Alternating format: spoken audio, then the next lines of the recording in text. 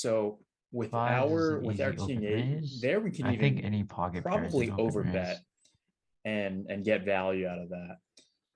H5 suited, I believe it's mostly call. So calls. So Okay, he's so calling Jack pretty H6. wide, We like open flop a raises. That flush doesn't draw. seem like he's like ever folding or three betting. But anyway, Jack Queen six. We don't hit a pair on the flop, and we have the bottom pair. But Here facing a bet, like I'm the mostly Jack and the Queen calling. favor our range Mixing a a little lot. bit of raise, I It's like think. very Maybe high in our like range. So we're going to see bet here. 20-25% raise. This is Depends on the like sizing, of course. half a pot, I think. It's half This pot. what? I think I want to roll for a 25% raise. So on my other screen, okay, roll a 16, so this is gonna be more passive. Just gonna call. Okay. Turns an 8, gives us more outs, The gives us a 9 7, also also kind gives of us a favored our 10. range. So we gotta just And I think in go theory ham this is here. gonna be a check raise on the turn. Correct? Right. Okay. So he goes a little bit over See? 60% pot. 3.25 is like here I think our hand is 66% and has no two-thirds showdown value, around. but So it's too good to fold, and I I honestly don't want to don't call know. with it. Oh, what? I'm gonna check raise him. I think Oh, this play that's makes a lot of insane. What? sense. It'll potentially fold some jacks. I Maybe he think he has a has a hard flush time draw? calling with, like some ace 10 type hands that just have a straight draw here. Maybe he has a straight? I think it does have a decent amount of fold equity. Do we call? Do we have any showdown value here? It's very hard to put your opponent on 8-5 of diamonds. Oh We man. can This is make a one of those diamond, we tricky can get a spots where he's 7 just or a 10 to give us doing a all this straight. complex mind bending, So decent amount of outs like here with reverse this one. psychology. Now he's gonna destroy me. Okay. Opponent thinking. 13.5 in a pot of Really 8.25. in the tank.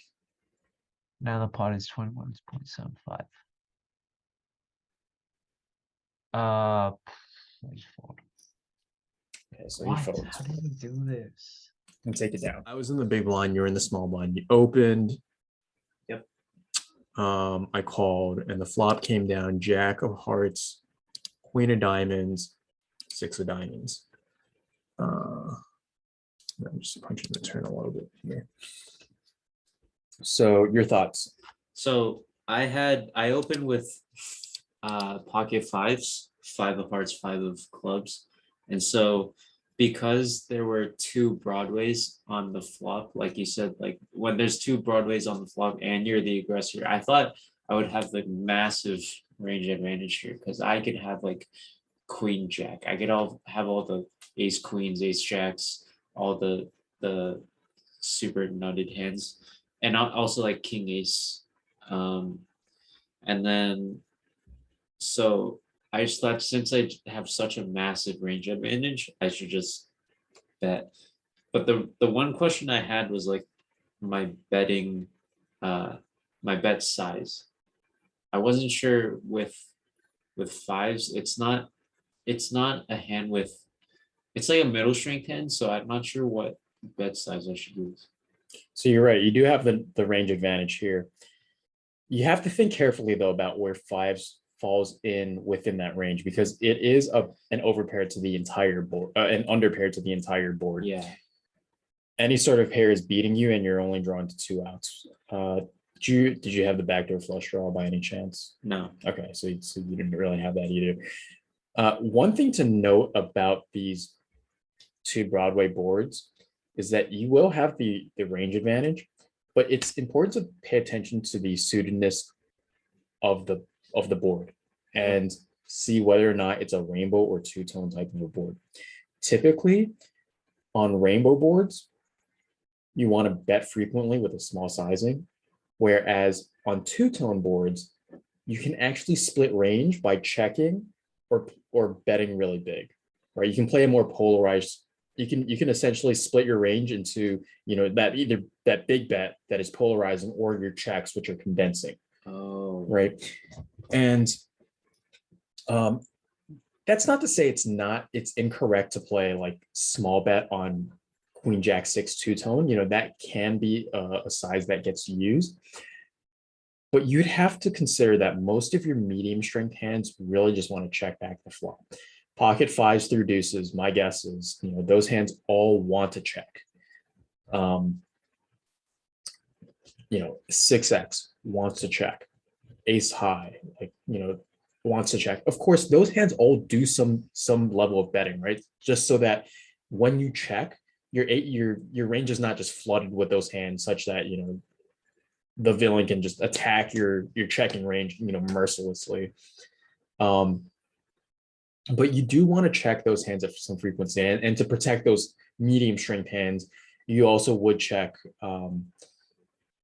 I do believe you would check some like top pairs without like a backdoor flush draw at some frequency. So if, for instance, you had ace queen, no backdoor,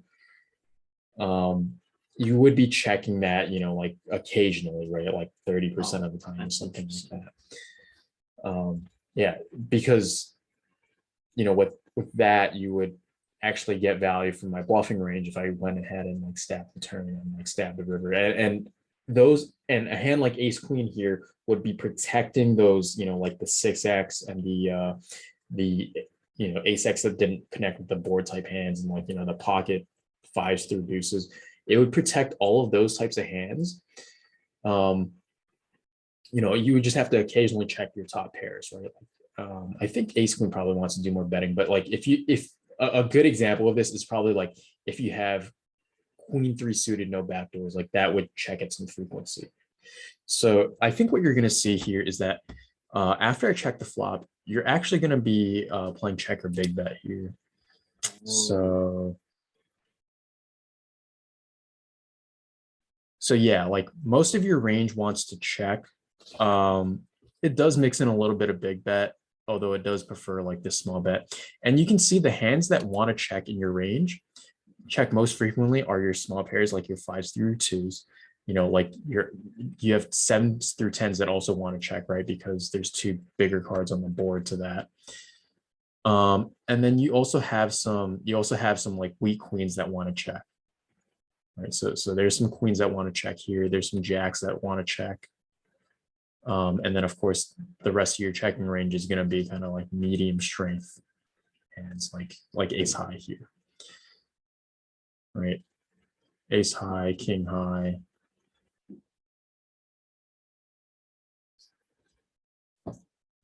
Hands want to check.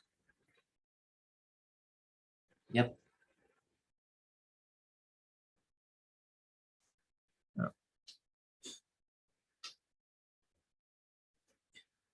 Okay, but they do bet at some frequency too, just so you know. In reality, if you're playing against people who are not paying, you know, that much attention to what you're checking, what you're betting, or maybe they are, but they don't understand how to exploit you, right? Like if they saw that every time you check, you're over checking with, you know, like your medium strength hands, like you just play these as pure checks. You know, and they didn't know that the best way to do this was to just bomb you on the turn and river with, you know, really big bets, then you wouldn't have to get these frequencies right or anything like that. You see like pocket fives here. The funny thing is if you don't have a backdoor here, like it's a pure check. If you do, like you're betting small some percentage of the time. So let's say you bet. Here I had the 8-5 of diamonds, and I think this hand here can be mixing between raising and calling. I was debating like kind of raising 20-30% of the time and then just calling. Reason is that of course I have the flush draw. My backdoor straight draws are not particularly useful. But generally speaking, I want to be more aggressive with For instance, hands that include, if I'm reopening the action, I would rather do it with a hand that has more combination potential. So I really don't have 10-9 of diamonds here. I'm like 3-betting that a lot. But maybe a hand like a7 of diamonds, I would be more inclined to raise. Okay, so I guess, okay, so it's saying don't raise with these types of hands, raise with your 2 pairs, raise with your garbage draws, and then 8-5 suited. Here it's mixing like half call, half raise. I think I was a little bit more passive than this. I was saying like 30 raise or something like that, and 70 call, and then I ended up rolling a call. So played this more passively, but certainly raising is an option. I guess the reason you want to do this more often than raising with your ace-x suited is that you get useful fold equity from folding out hands. Like, I mean, if your opponent is not particularly adept at heads up, sometimes they end up folding a hand like a 6x, which would be a mistake. You should not be folding 6x to a normal looking raise on this flop. I'm pretty sure you'd have to continue that, although it does say the raise size is 5x. So let's see what it would have done if I had raised this. Would it ever fold any 6s? Maybe it folds 9-6 off is my guess. Okay, so it folds 9-6 off. It folds 8-6 off, 7-6 off. So it actually does some decent amount of folding, but yeah, 10-6 or better, you're basically never folding. I think that makes sense. And there's a lot of other hands that you can fold out that are useful for you to fold, right? If your opponent is being a lazy range better and taking this flop, which is actually meant to be checked a quarter of the time, and they're just betting way too much to, betting this 100% of the time, then you punish them with more check raises. And so here, I think I just kind of decided to call. Didn't think that you were actually like oversee betting this kind of a flop. Oh. Okay, so then the turn is a 9. I check to you. The funny thing is I can actually donk out, and I should be donking out a high percentage of this time. This card is actually decently good for me. I think it's because I make a lot of like 2 pairs here, and I do have some king 10 offsuit that makes straights. Your thoughts? First of all, with 8-5, I would have like never thought to raise or bet. But anyway, with 5s, I mean the 9 doesn't really help me. So I feel like So the action was that you bet like yeah, 60% of pot, I like bet 65% 3.25 into 5. into 5, right? Which I kind of forgot what was the thought process behind it, but I'm guessing it was because like maybe there's some flush draws in my range with the double hearts or the double diamonds. And also like maybe some straight draws with the extra 9. For example, I could have a 10 and a king in my range. But their pocket 5s has pretty good showdown value. Yeah. When you bet, I essentially don't think you're I should only getting bet. called or raised by better. And even the hands that you're beating when you get called have decent equity. So, if I have 2 overs to the board plus a straight draw, then I have a lot of outs.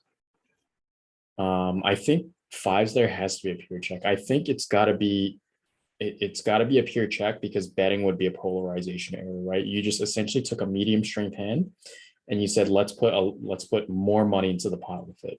Yeah. Right. And not only that, you reopen the betting, to which I re-raised you 4x. And you essentially had to fold that turn. Right. So when do you bet with a medium strength hand? When it requires, things like protection. protection is not like a great term, but essentially when you want to, deny your opponent equity, there with pocket fives, you can deny some equity to a hand like king 10, but even that's like very thin, right? Because you don't just be like, okay, let me think about hands that in my opponent's range that I can beat and then bet to quote unquote target it. What you have to do is you have to think about the opponent's range holistically. My calling range on that flop is going to include a lot of queens, a lot of jacks, a lot of 6x, a lot of draws, right? And those types of hands are still ahead slash continue to improve against you on that turn, right? That's why fives is in my opinion probably close to a mandatory check. So of course you bet the flop with with fives there, and actually the solver likes turning fives into a bluff, but it only likes betting the fives that have the backdoor flush draw with them Right. anyway on the flop, It's like a right? semi-bluff. Right.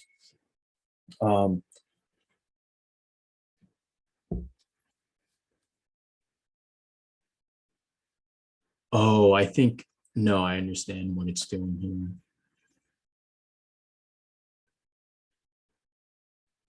So maybe that advice was more tailored for six max, where you in a button versus big blind single raise pot, you would probably be checking back the fives at some frequency.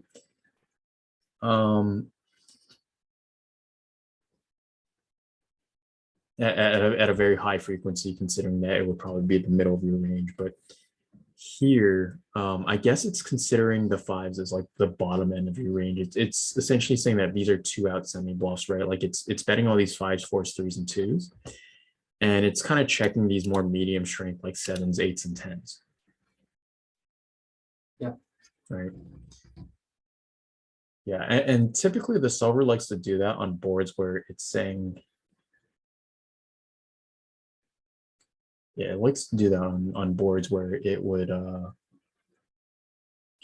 where there are just like so many overcards to your fives that all you have to do is like you still your range is still doing fairly well on these types of boards. Of course, this is once I call the flop, it's a more neutralizing board. Once I call the flop, I think I'm ahead, so you're gonna have to turn your fives into a bluff and try to fold out my sixes. Let's see what happens if you take the solver's advice and you bet 30% pot. Does it ever fold any sixes here? So the answer is yes, right? Like if you have 7-6 off, you're folding that. Of course, you're never folding your two pairs here, but if you have 6-5, 6-4 offsuit, looks like you're folding your sixes. So I guess it's looking to do that. Maybe it's also looking to get value from draws, maybe, but they would have to be. I mean, if you think of the draws here, it's very, very like thin, right? There's not that many ace 10 offsuits left. All the ace 10 suits got 3-bet pre. Everything made a straight on this 9. It's a little unintuitive why it's betting this turn, but nonetheless, you did bet it, and you actually bet it for the bigger sizing. And here I raised, even though the solver says go all in. Oh, I did not expect this. Yeah, the funny thing is, well, actually, no, excuse me. It was bet call. Okay, so, all right, so we got that entirely wrong. We gotta go re-report. Okay, so the 9 comes on the turn. Oh. You didn't put it that you called on the turn? No, I put it that I raised on the flop and then you called and then you got to the turn. Oh, okay. Okay. All right. So you can just edit in your thoughts on the turn. Okay. And then I'll talk about like whatever blah blah blah with my fives, and then check. Okay, you can see it pure checks the fives. Right. It pure checks the fives, fours, and threes and twos and sevens and eights. Like all these showdown value type hands, it wants to check because it's medium right? strength. Yep. 6-5, like all these 6x. where these hands get their EV from is checking the turn and then collecting a bluff on the river. Right. That's where like these hands stand to gain some EV is that these hands can be part of a bluff catch range on the river, right? Like if the Right. river, good rivers for you to bluff catch on will be essentially board pairs.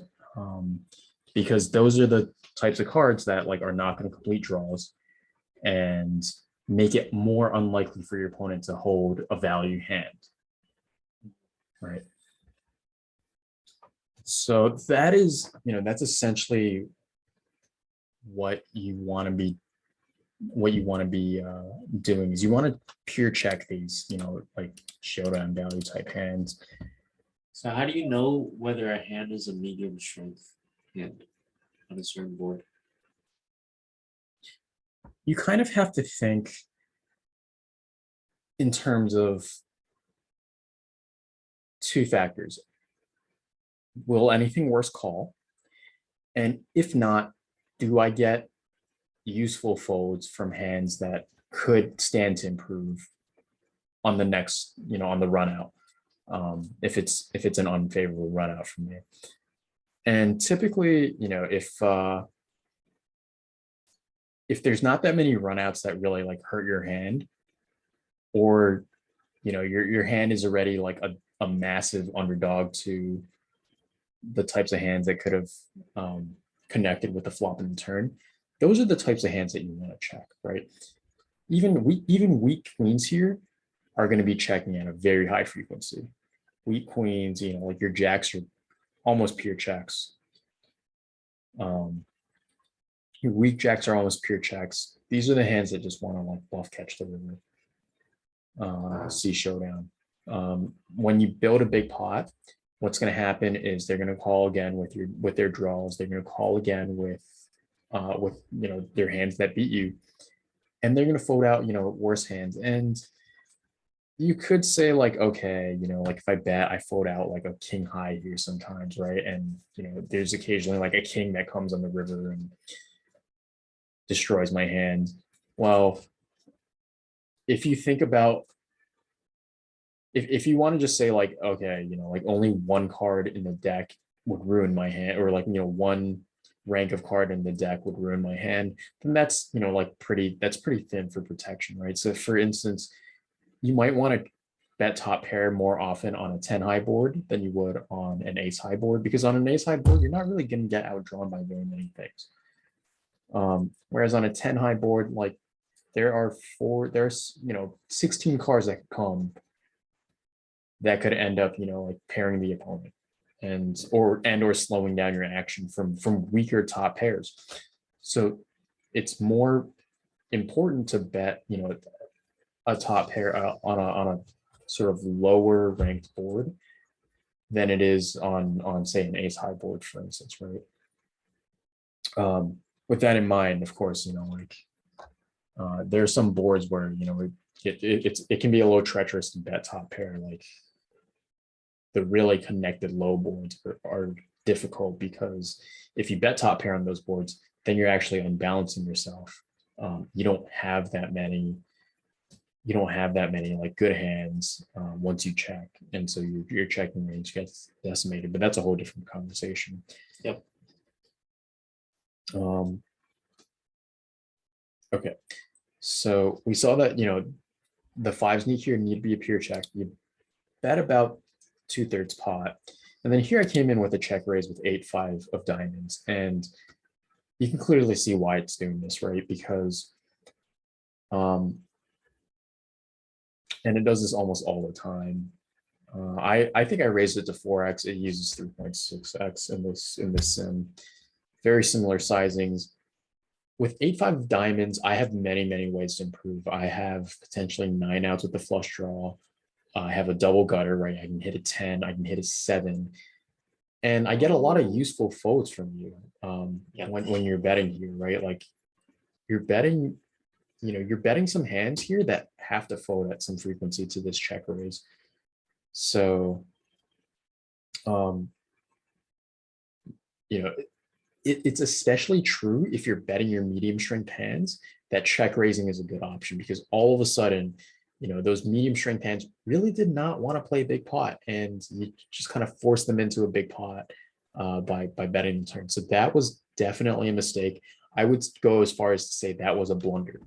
Oh, If you look at the EV differences between bet and check, and the flop, you shouldn't even have bet your fives, right? Like that's what the solver is saying. If you look at the EV difference between bet and check, you can see check is plus 1.78, wow. and then betting 67% pot is plus 0.9. So you're losing 8/10 of a big blind when you make this kind of a play. It doesn't sound like much, but if you did this every single time for 100 hands, your win rate on this would be 800, excuse me, not 800, 80 big blinds per 100 lower than what it should be with check. Yeah. Right. So that is a massive win rate difference. Like this is a pretty big mistake. It's checking like 99.91% of the time. Yeah, absolutely. That's insane. So, I raised, you can't really call with fives. Yep. And I thought there was a possibility it was a bluff. Like a semi bluff. yeah. I mean, semi bluffs are natural on that board, but you also have to think I have a lot of two pairs there too, right? Yeah. I don't have very Exactly. many sets, but I do have a lot of like two pair. That's kind of value region for me. And then I also have some straights and things like that. Yeah. 10-8, king 10, very well within my range, both offsuit and suited, except for maybe it's king 10. Okay, so we